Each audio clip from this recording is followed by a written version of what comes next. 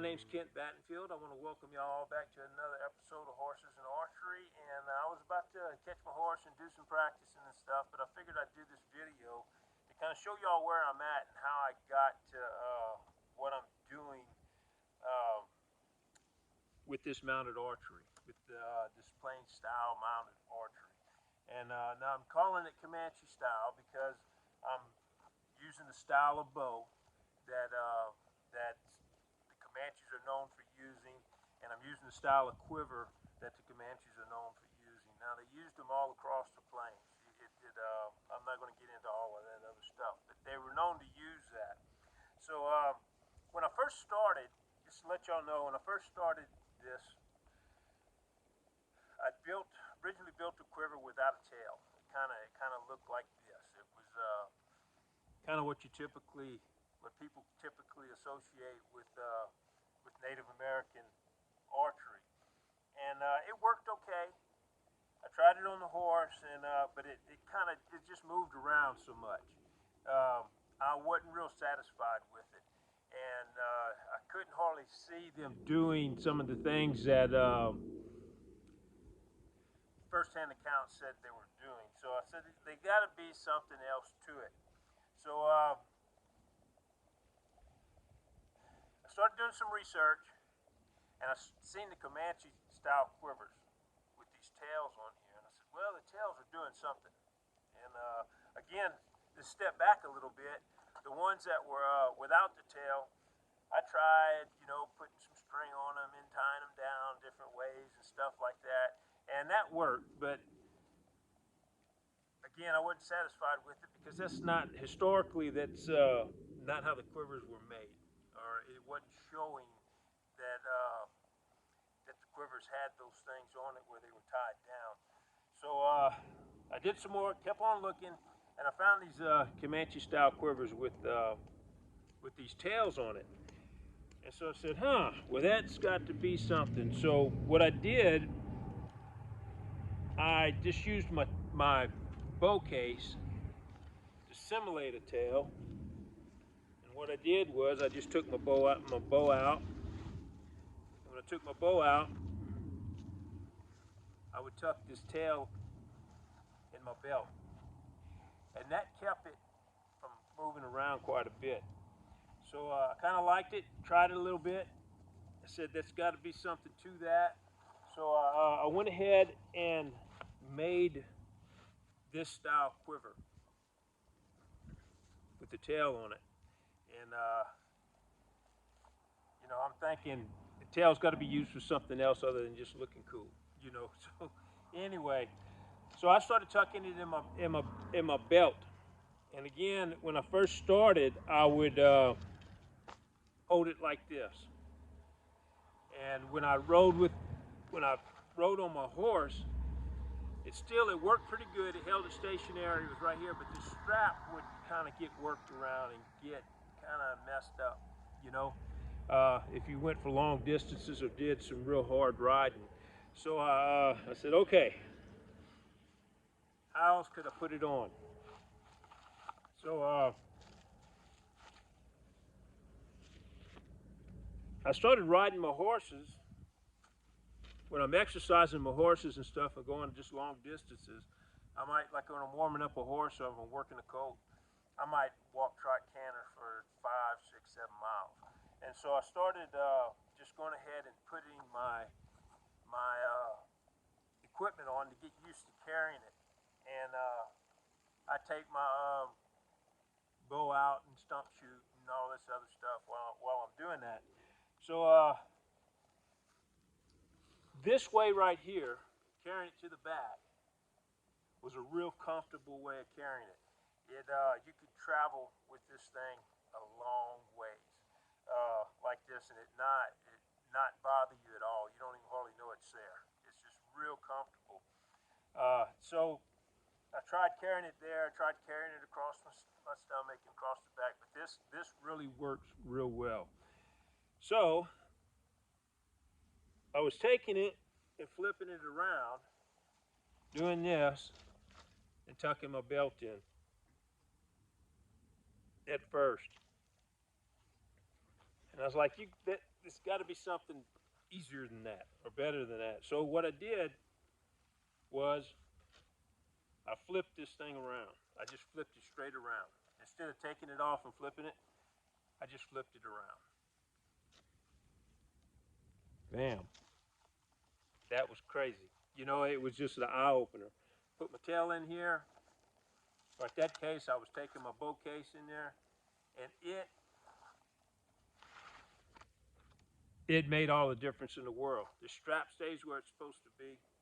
The arrows stay where it's supposed to be. Everything doesn't flop around, and it's all easy access. So I really like that. So that's how I do it, and that's the reason why I carry my quiver like this. When I'm done with it, I just unstring my bow,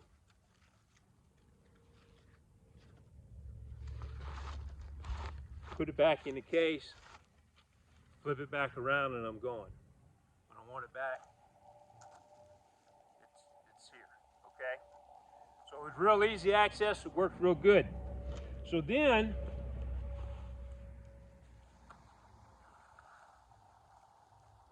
I started looking at different ways of shooting. And at first I was shooting on the right-hand side of the bow. That's where I started horse archery with, and or got into doing it. Shooting on the right-hand side of the bow. That's how a lot of the European horse archers shoot. They'll shoot on this side of the bow, like that, okay? That's how I was shooting. But I wanted to get into a more pure plains style of shooting, if there is such an animal, okay? They shot all kinds of different ways. Once I started looking into it, they shot a lot of different ways. So I started looking, and I said, well, did they even actually shoot on the left-hand side? Because some of the accounts were saying they were shooting, they could get 9 arrows in the air. That's shooting almost 3 arrows in the second and a half, okay? Is basically what you're doing. So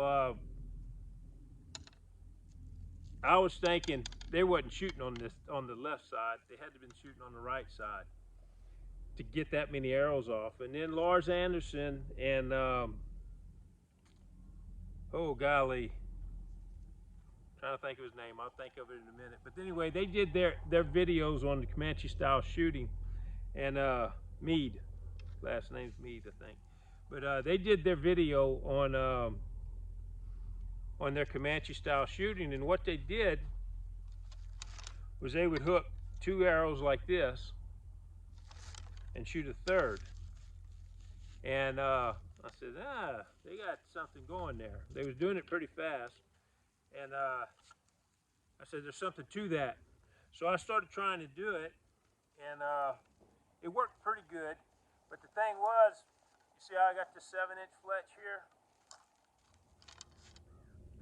When you hold it, you're holding across that 7-inch fletch. It does not take no time at all if you're holding your arrows like this. Very quickly, you're going to tear these fletchings all to pieces. And so I said, well, maybe they weren't doing like that, because this was about the norm. If you ask everybody, they use a 7 or 8 inch fletch.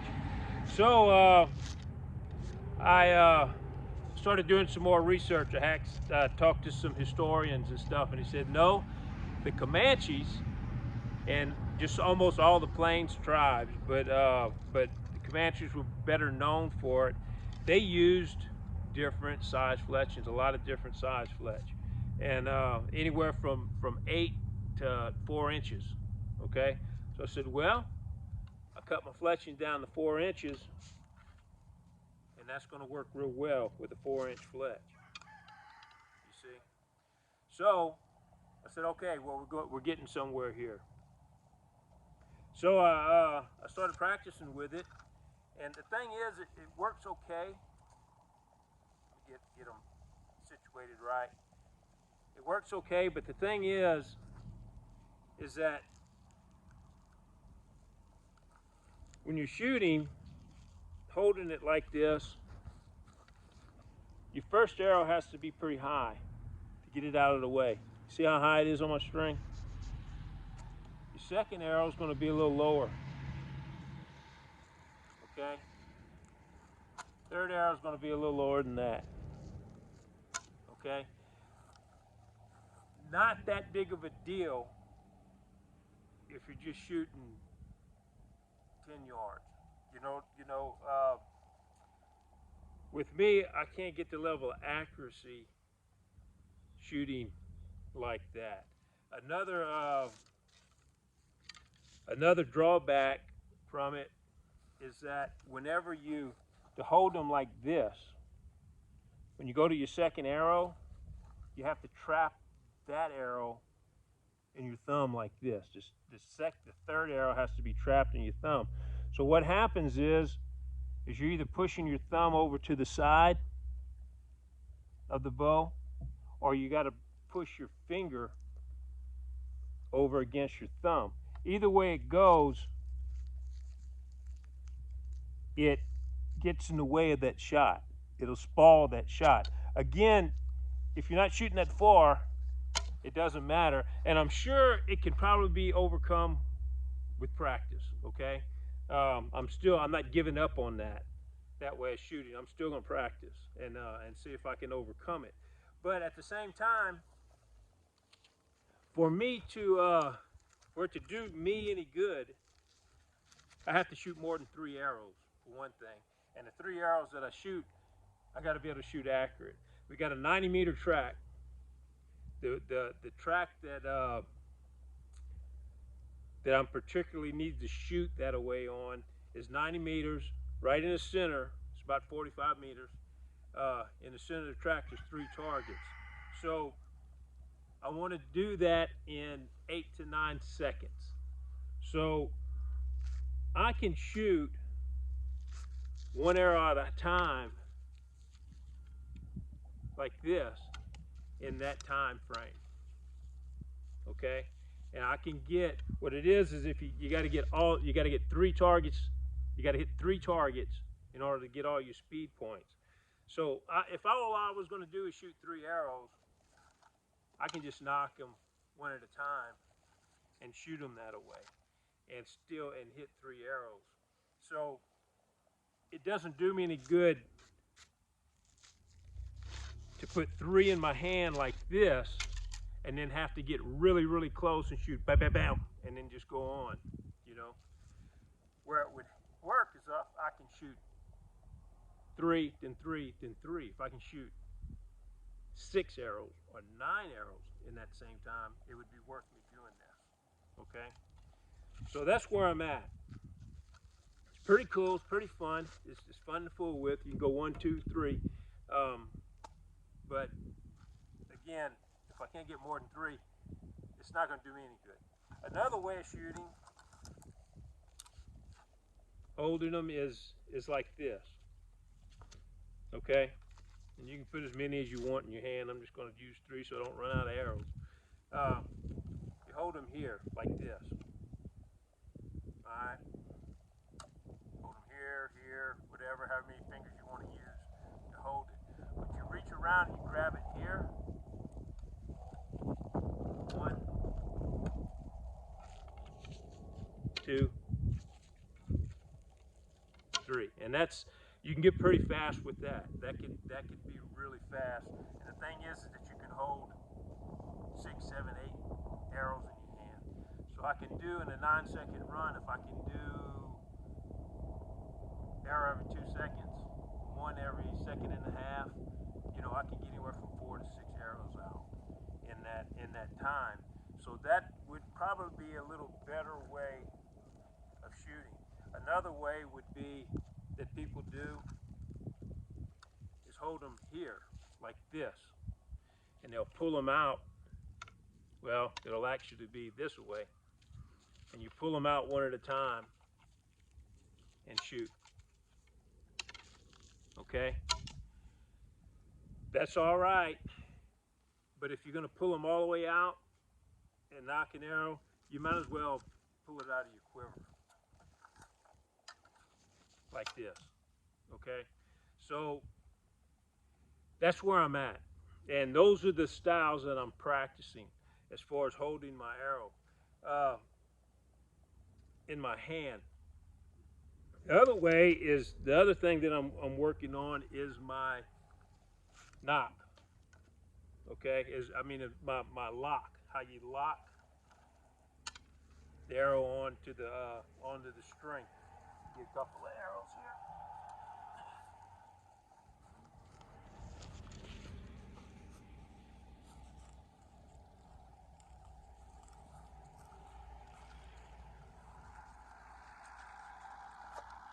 Now, one of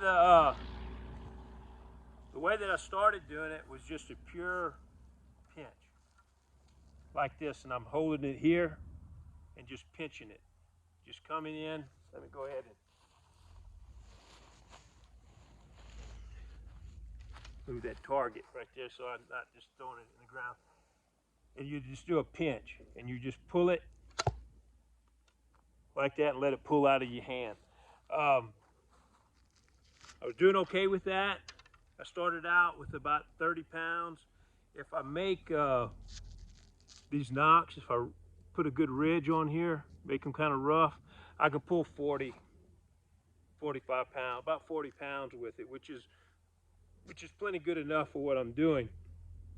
And eventually, I'm sure in a few months, I might even be able to get up to 50. But the thing is if my hands get wet, if it gets damp at all, I was shooting it one day and it was kind of damp outside. My knot got wet from the grass, and boy, I pulled back and it slipped out of my hand. I busted my lip. You know, so I said, well, maybe I'll try something else, because I don't want to get into a competition and it be raining or something and I can't pinch it. So I started doing it this way, doing just a pinch where you get two fingers under. I was pinching it like I normally do, but then put two fingers under it. Okay. What happened with it is that I would pinch it, and you can do that, but when I start getting excited, my problem was I would start pushing this arrow out. I'm just really trying to grip it. I start pushing the arrow out away from the bow like this. Okay. So what I did was I changed to here. Started putting my fingers just like this. Okay, with this finger's on top, so I can't push it out. You understand? This finger, two's underneath, this one's on top, and then my thumb will come. I'm actually pinching it between my thumb and that knuckle and the finger. So it's the three fingers that you're pinching like this. You're pinching your arrow through those three fingers, like that. Now that kept me from pushing it out, okay? And what's cool about that particular lock is that when you come here and you knock it, see how I'm holding my hand? I'm holding it like this. When you knock it, you slip it on this way, and it just slides your hand back, and you're already there. So it's just this. It's an extremely fast knock. Extremely fast way of knocking. It's not like if you was trying to do Mediterranean, you'd do this and then you'd have to bring your hand like this. This way, it's just on, you pull it back. So that's what I'm working on. This is where I'm at now, okay? In case y'all wanted to know. I just thought I'd share that with you. That's kind of some of the stuff I'm coming up on my journey, okay? And coming up with on my journey here, trying to rediscover it. Another thing is, and I don't have it with me, I use a forearm guard, and the Native Americans use them. The reason, a lot of them did, the reason being is their brace height on these bows aren't but 4 inches. Now I'll push this one up to about 4.5, but they're about 4-inch brace height. With a modern bows that have like a 7-inch brace height, it's no problem. You can adjust your grip and not hit your forearm. Okay? With a 4-inch brace height, you see how close that is to my hand? That's going to hit the back of my thumb and my forearm. It doesn't matter what you do, it's going to hit it. Okay? I tried moving it around and doing it.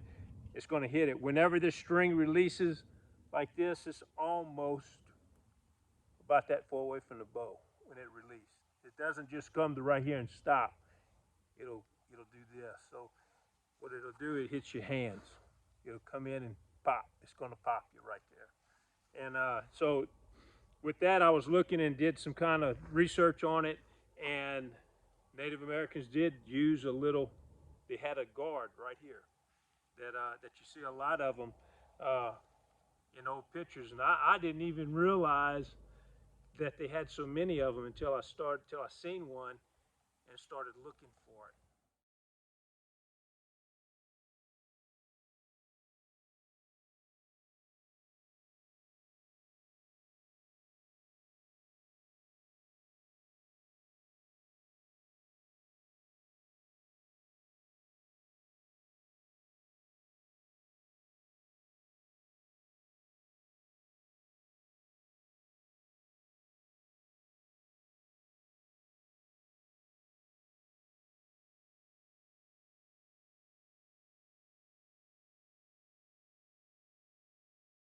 Okay, and a lot of them had that. So that's kind of where I'm at. I hope that kind of helped you a little bit, maybe. If this is some of the stuff that you're trying to experiment with, and now I'm gonna go ahead and just get on my horse and might make a video of that and kind of show you how I'm training my horses and actually putting this into use.